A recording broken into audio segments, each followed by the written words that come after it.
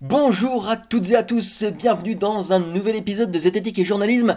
Aujourd'hui, on va s'attaquer à un article du Huffington Post paru le 4 mars et qui titre Soulager l'endométriose et les règles douloureuses avec des solutions donc naturelles évidemment, mais comme ils n'arrivent pas à faire des titres qui collent à la largeur des colonnes de leur texte, ça dépasse toujours un petit peu par là-bas. Aujourd'hui, 8 mars, journée internationale des droits des femmes, c'est toujours intéressant de s'attaquer à des machins qui sont encore pas super bien maîtrisés par tout le monde. Et donc notamment par le Huffington Post qui propose ce machin. L'endométriose doit être prise en charge et diagnostiquée par un médecin. Oui. Mais il est parfois possible de soulager certaines douleurs naturellement. Et là je dis attention. Parce que rien que dans ce petit bout de phrase là, il est parfois possible, ah bon, ça marche pas tout le temps, de soulager certaines douleurs, lesquelles, jusqu'à quel palier d'intensité, naturellement. Et pourquoi naturel? Parce que quand c'est synthétique, ça marche moins bien. Voilà.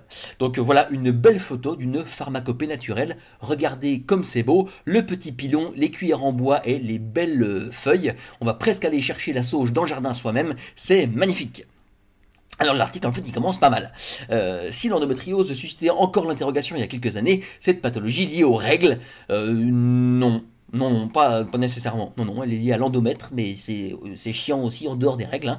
Désormais sur le devant de la scène, et même peut-être en passe d'être mieux prise en charge. Alors sur le devant de la scène, je dirais pas ça quand même. C'est encore assez sous-diagnostiqué. Et si c'était réellement sur le devant de la scène, de tels articles devraient susciter quand même pas mal de remous. Ça n'a pas l'air d'être trop le cas. Donc non, niveau du devant de la scène, pas tant. Du lundi machin, semaine de prévention contre l'endométriose, un trouble qui toucherait près de 20% des personnes menstruées. Et ça fait quand même beaucoup pour un truc qui est quand même connu un peu mieux que depuis quelques années seulement. Pendant que l'association, blablabla, avec là, reçu des idées, on s'en fout. La médecine peine encore à trouver un traitement définitif, si on a quand même des traitements définitifient, qui soulageraient les douleurs intenses ressenties par les personnes atteintes de cette maladie. Si, on a l'ablation de l'utérus. Voilà, on a l'hystérectomie. On aimerait bien, c'est violent quand même, on aimerait bien faire ça. Celle-ci se manifeste pendant les règles, mais aussi en dehors, voilà, donc c'est pas lié qu'aux règles comme c'était dit plus tard, on est à la première contradiction dans l'article, c'est intéressant, devenant parfois un vrai handicap. Christelle Martin passe à la CAD, dit Chris, devenu naturopathe, et là ça commence à piquer, là. Et forcément on parle de naturel, donc les pimpins débarquent, et autrice du livre Vive l'endométriose autrement, c'est sûrement un très bon bouquin, j'ai pas de raison de pas le croire, de toute façon il est pas encore sorti. Raconte au HuffPost d'avoir dû quitter son ancien métier, donc voilà, témoignage. Devenu naturopathe à force d'apprendre peu à peu à traiter ses symptômes naturellement, donc formation de qualité, tout à fait, donc de l'expérience personnelle pour devenir naturopathe. Je rappelle que les naturopathes, ils disent aux gens comment se soigner, voilà. Donc par expérience personnelle, je vous laisse imaginer la quantité colossale de biais qu'il peut y avoir dans les conseils de cette personne. Elle a finalement choisi l'hystérectomie, donc voilà, une opération consistant en l'ablation du col de l'utérus. Alors j'ai recherché, j'ai pas trouvé d'ablation du col de l'utérus. J'ai trouvé des ablations de l'utérus, avec ou sans ovaire. J'ai trouvé des ablations de l'utérus en laissant une partie du col. Mais j'ai pas trouvé l'ablation juste du col. Si vous avez des infos là-dessus, moi ça m'intéresse parce que j'ai pas mis la main dessus. Une des solutions radicales mais efficaces qui lui permet de vivre sans douleur pour le moment, confie-t-elle, consciente que celles-ci peuvent revenir. Alors, dans le cas d'hystérectomie, si on enlève l'utérus et les ovaires, a priori on n'a pas de retour. Mais c'est dans le seul cas, parce que si on enlève que l'utérus, apparemment, ça peut quand même revenir en laissant les ovaires. C'est vraiment pénible. S'il est encore impossible de guérir l'endométriose, et malheureusement c'est le cas, ces symptômes peuvent parfois être soulagés, voire empêchés, pour des crises moins handicapantes au quotidien. Oui, mais aujourd'hui c'est un traitement hormonal en continu qui est souvent conseillé par un médecin, tout à fait, un dispositif intra-utérin comme le stérilet, là, afin de supprimer les règles. Voilà. Pas que, mais ça marche aussi. En cas d'impossibilité de prendre ces traitements, si les effets secondaires surviennent, il est également possible de soulager la douleur immédiate. Le médecin prescrit en général des anti-inflammatoires non stéroïdiens, précise Amélie, donc ça c'est le site de santé machin. Mais on peut également opter pour des solutions naturelles afin d'atténuer l'effet. Alors, quel est ce truc avec l'appel à la nature? Qu'est-ce qui fascine tant les gens dans le fait que les remèdes soient naturels? Putain, il y a autant de merde dans le naturel que dans le synthétique, et c'est pas lié au mode de production. Arrêtez de mettre du naturel partout. Hein. Ça sert à rien d'avoir du naturel par rapport à du synthétique. Si le synthétique, il fait plus le taf que le naturel, bah vous utilisez le synthétique. Je veux dire, il n'y a pas de question à se poser, quoi. Hein. Bon, donc Chris, devenu naturopathe spécialisé dans l'endométriose, yes, de par son expérience personnelle. Hein, donc, on est encore sur un niveau de qualification qui doit certainement crever le plafond. Lélia Nesrine, naturopathe à Paris. Oh là là, Pauline Dumail, aromatologue, voilà, super, et autrice du livre La vie est un parfum, respirez-la. Bah, alors, elle a écrit un bouquin tout à fait qualifié, hein. Alors, nous livre quelques conseils d'urgence à appliquer en cas de crise d'endométriose ou de règles douloureuses. Vous allez voir, ou de règles douloureuses, c'est important pour la suite. Ça, c'est important. Tout rappelle que ce trouble doit être discuté avec son médecin traitant et pris en charge de manière globale, en adoptant une alimentation et hygiène de vie en adéquation avec sa maladie. L'article devrait s'arrêter là. Là, jusque-là, c'était à peu près bien. On y fait un peu par le naturel, mais bon, jusque-là, c'était bien. Malheureusement, il y a la suite. Voilà. Une meilleure bouillotte pour les douleurs liées à l'endométriose et aux règles. Toutes les femmes et personnes menstruées le savent.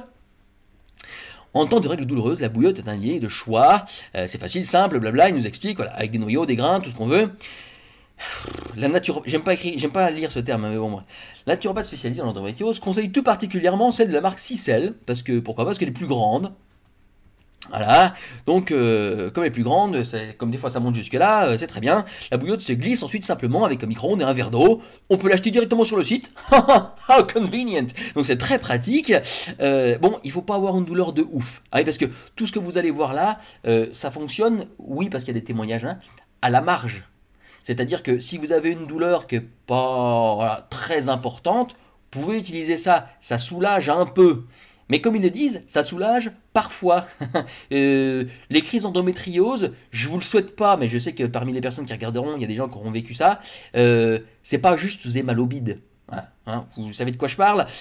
Donc la petite bouillotte là, bon, bah, c'est sympathique. Hein, si vraiment vous avez que ça, hein, vous utilisez ça, on verra à toute fin le problème que pose tout ce qu'ils proposent. La tisane idéale en cas de crise d'endométriose. Une bouillotte est utilisée, blabla, en buvant une ou plusieurs tasses de tisane de framboisier, parce que pourquoi pas, hein, idéal pour une douleur vive, selon Chris. Plus particulièrement, elle recommande le mélange de chez Yogiti, parce que pourquoi pas, énergie féminine. Hein. Puis bon, vous avez vu, c'est un bon rose. Hein. Alors là, on est bien. L'énergie féminine, je sais pas ce que c'est, moi. Est-ce qu'il y a une énergie qui est plus féminine que masculine? Sans doute l'énergie, je sais pas moi, qui passe aspirateur et fait la vaisselle, hein, probablement. Hein, 8 mars power. Donc, du bon gros essentialisme comme on l'aime, c'est parfait. Qui contient, selon elle, toutes les plantes permettant de vivre une crise d'endométriose plus sereinement. Voilà. Selon elle. Alors, moi, il m'aurait marqué selon telle étude, avec un lien renvoyant vers l'étude, ça m'aurait beaucoup plus intéressé. L'avis d'une naturopathe, en règle générale, vous pouvez faire comme si c'était pas un avis. C'est un petit conseil que je vous donne. Les huiles essentielles et mélanges à appliquer localement. Côté plante, la toile pullule de conseils différents, ça c'en est un d'ailleurs, vantant les mérites de telle ou telle concoction d'huiles essentielles, chaque femme vivant son endométriose, voici plusieurs huiles essentielles et mélanges à tester, toutes conseillées par nos spécialistes. Quels spécialistes ? S'il vous plaît, parce que moi j'aimerais bien, d'accord, de quels spécialistes on parle? Est-ce qu'ils sont spécialistes comme vous, c'est-à-dire à force de conduire ma voiture, je sais ce qu'il y a dans le moteur, ou est-ce que c'est spécialiste, genre j'ai passé 10 ans à faire de la médecine et voici les études? Voilà, c'est pas la même spécialité si vous voulez. Alors ça c'est bien, donc attention les huiles allergiques, il peut y avoir des allergies, les huiles essentielles, il peut y avoir des allergies, attention, et puis des fois c'est tellement concentré que quelques millilitres, selon ce qu'il y a dedans, ça peut être toxique. Méfiez-vous à mort des huiles essentielles, d'autant que la plupart du temps, à part que ça sent bon et que ça fonctionne plutôt pas mal en placebo, à part les trucs qui sont vraiment très très précis et que le principe actif corresponde vraiment à ce qui vous pose problème, les huiles essentielles c'est pas spécialement conseillé pour rien, hein, en gros. Voilà, alors, huile de Golteri, donc vous pouvez encore l'acheter, hein, c'est ça qui est formidable, à faire des articles qui sont quasiment des publi-reportages en fait. Cette huile essentielle est issue d'un arbuste d'Amérique du Nord, blablabla, vrai moyen de soulager les crampes, selon Chris, donc encore une fois, pas d'études, pas de que dalle, qui aime l'appliquer juste avant sa pause de bouillotte magique. Ah bah alors si elle aime, comprenez bien que ça vaut le coup de le conseiller à tout le monde, hein, d'une maladie qui est déjà sous-diagnostiquée, sous-traitée, sous-connue, etc. C'est super d'avoir des conseils de gens qui s'y connaissent vraiment. Hein. C'est le petit bonus qui peut faire la différence, estime-t-elle. Bon, bah ça va, on est sur du péremptoire déjà, hein, c'est agréable. On l'applique donc 2 à 3 gouttes mélangées, blablabla. On l'appliquera sur la zone du ventre. Hop, c'est tout. Ok.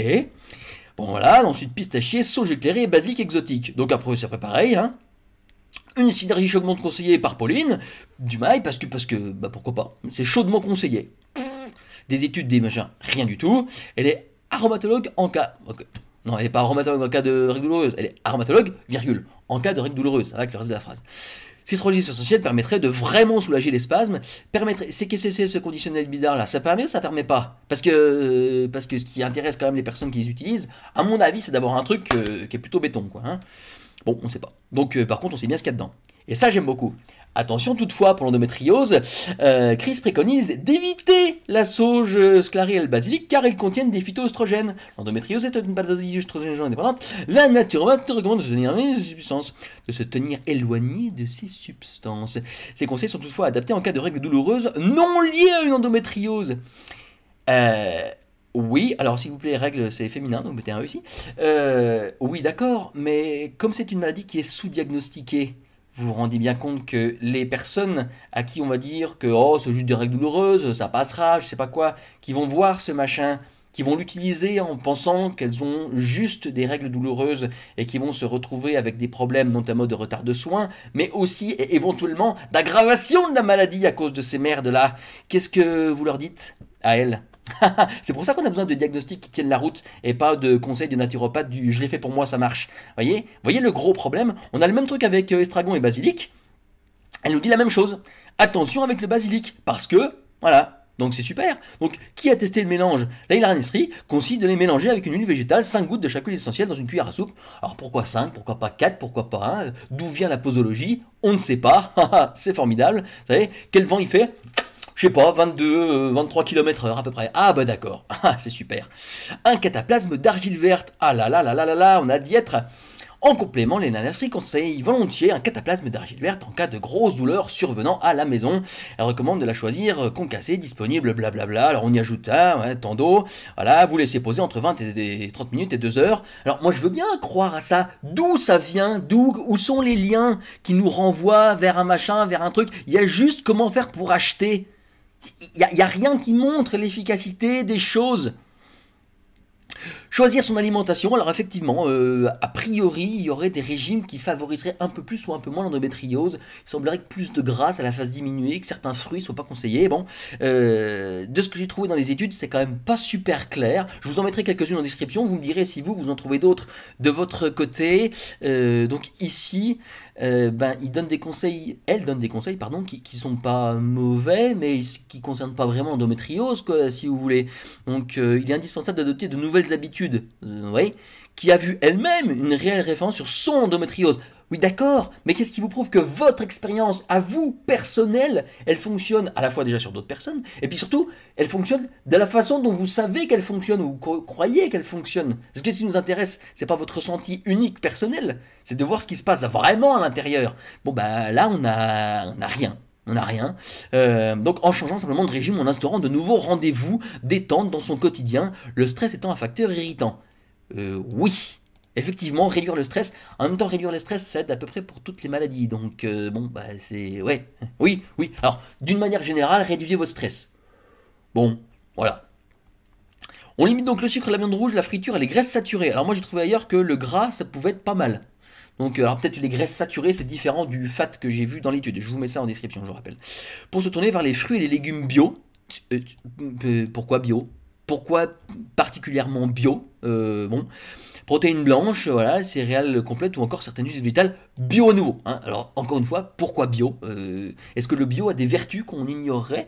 Est-ce que les pesticides qui ne sont pas autorisés en bio rendraient l'endométriose plus grave encore? Ou peut-être que les pesticides qu'ils utilisent en bio protègent contre l'endométriose. Ça, on ne sait pas. Encore une fois, j'ai eu du mal à trouver des études là-dessus. Ça a l'air d'être une petite niche, hein, quand même. J'ai rien. Au niveau des études, c'est compliqué. Chanvre ou le colza, bon bah après, on met ce qu'on veut, hein. Alors tu te dis, cool, des liens. Voilà, donc non, il renvoie vers d'autres machins, mais c'est pas ça, c'est des trucs pour acheter encore, hein, c'est Amazon. Les lianeries, les préconisant crus, bien sûr, hein, le crudivorisme, c'est super cool. Bon, en vrai, non, si vous aimez cru, vous mangez cru, si vous n'aimez pas cru, vous mangez pas cru. Ajoutez dans une soupe après cuisson ou sur une salade, donc pourquoi pas, hein, voilà, d'autres viandes, comme vous voulez, pourquoi pas. Pour réduire le stress, tous nos spécialistes recommandent de se tourner vers la méditation, le yoga, ouais, pourquoi pas, conseillant même certaines postures idéales pour soulager les douleurs immédiates, comme par exemple le papillon. Voilà, donc là vous avez une petite vidéo, vous pourrez cliquer, hein, comme je vous mets l'article. Alors, tout ça c'est vachement bien pour des petites douleurs à nouveau, pour des trucs qui peuvent passer même quasiment sans ça en fait. Pour des grosses douleurs, bon, ce qui fonctionne, c'est les traitements hormonaux, hein, évidemment. C'est également les petits patchs électriques, vous savez, Livia, là, vous mettez dans le bas du ventre, et ça fonctionne pas mal. Encore une fois, pour les grosses douleurs, c'est chaud quand même, mais ça fonctionne autant pour endométriose que pour règles douloureuses, donc pourquoi pas. Le problème majeur de ces machins-là, c'est qu'on ne nous dit pas comment, combien, pourquoi, ni que dalle de comment ça marche. Est-ce que ça marche souvent? À quel niveau de douleur? Si les personnes les utilisent en se disant « Oh, c'est juste des règles douloureuses quand elles ont 15-16 ans » et qu'en fait... c'est une endométriose qui est diagnostiquée plus tard, bah vous imaginez bien les années de souffrance pour rien. Hein. Évidemment, l'article ne mentionne absolument aucune étude, ce serait trop beau. Par contre, pour acheter sur Amazon, alors ça y va. Là, il y a tout ce qu'il faut. Donc, il y a un diagnostic de cet article qui est bon. L'endométriose n'est pas suffisamment connue et il faudrait effectivement qu'on en parle beaucoup plus, mais si possible qu'on en parle beaucoup mieux. Hein, voilà, c'est ça qui est intéressant, sachant que ça touche jusqu'à 20% des femmes, que ça peut entraîner des douleurs qui peuvent être très vives, voire insupportables, et jusqu'à l'infertilité. Donc oui. Faites-vous diagnostiquer, s'il vous plaît. Et si vous avez des douleurs menstruelles, n'imaginez pas que ça va passer juste comme ça avec des noyaux de cerise et de l'huile de jojoba appliquée sur le torse ou je sais pas quoi. Vous vous faites diagnostiquer et vous faites les traitements qui vous conviennent, mais surtout en allant voir des médecins, en allant voir des personnes qui s'y connaissent, s'il vous plaît, voilà. Donc quant à vous le HuffPost, bon bah évidemment ce genre de truc c'est pas très propre, hein. Déjà que la maladie, il y a pas mal de femmes qui galèrent pour se faire diagnostiquer comme il faut et voire qui pensent même pas à se faire diagnostiquer tellement on les encourage pas à le faire. Ce serait bien de pas faire intervenir des... j'allais dire charlatans, mais non, parce que je suis sûr que ces personnes sont de bonne foi. Des personnes qui n'y connaissent pas forcément et qui ne ramènent pas leur pratique en face d'études scientifiques sonnantes et trébuchantes. Voilà, une belle périphrase. Donc merci de faire le nécessaire pour faire disparaître ce genre d'article. Bon, bah, quant à toi, cher public, j'espère évidemment que tu n'étais pas tombé dans le panneau. Merci aux personnes qui m'ont fait découvrir l'article. Et puis, bah, quant à moi, je vous dis évidemment, on va partager, liker, tout ça, voilà, abonnez-vous, un coucou. Et puis, bah, à bientôt pour un nouvel article et une nouvelle vidéo de debunking zététique. Salut!